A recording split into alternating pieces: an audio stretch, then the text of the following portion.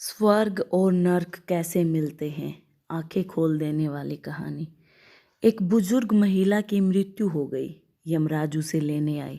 महिला ने यमराज से पूछा, आप मुझे स्वर्ग ले जाएंगे या नर्क? यमराज बोले, दोनों में से कहीं नहीं। तुमने इस जन्म में बहुत ही अच्छे कर्म किए हैं, इसलिए मैं तुम्हें सीधे प्रभु के धाम ले जा रहा हूँ। बुजुर्ग महिला खुश हो गई और बोली, धन्यवाद, पर मेरी आपसे एक विनती है।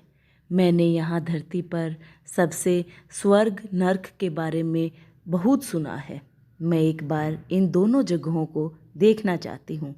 यमराज बोले, तुम्हारे कर्म अच्छे हैं, इसलिए मैं तुम्हारी यह इच्छा पूरी करता हूँ।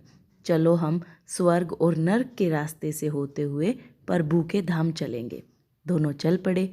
सबसे पहले नर्क आया। नर्क में बुजुर्ग महिला ने जोर जोर से लोगों के रोने की आवाज़ सुनी।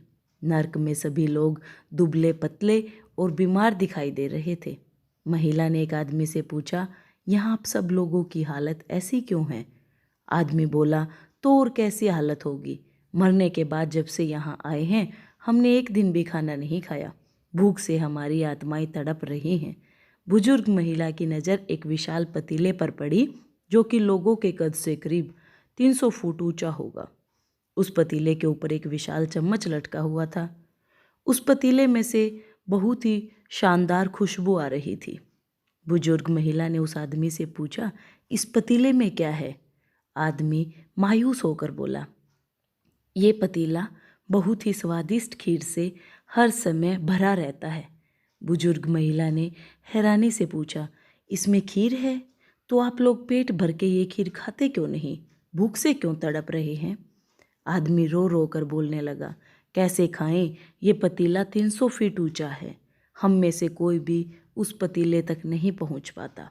बुजुर्ग महिला को उन पर तरस आ गया और सोचने लगी, बेचारे खीर का पतीला होते हुए भी भूख से बेहाल हैं। शायद ईश्वर ने इन्हें ये ही दंड दिया होगा।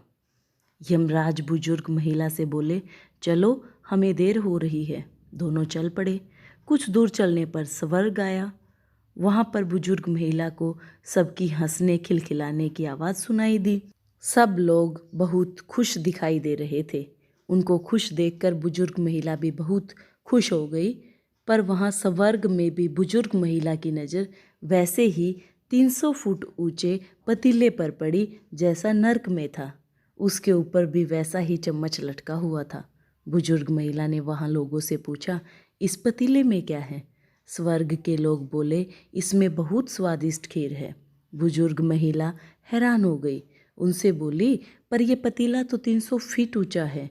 आप लोग तो इस तक पहुँच ही नहीं पाते होंगे।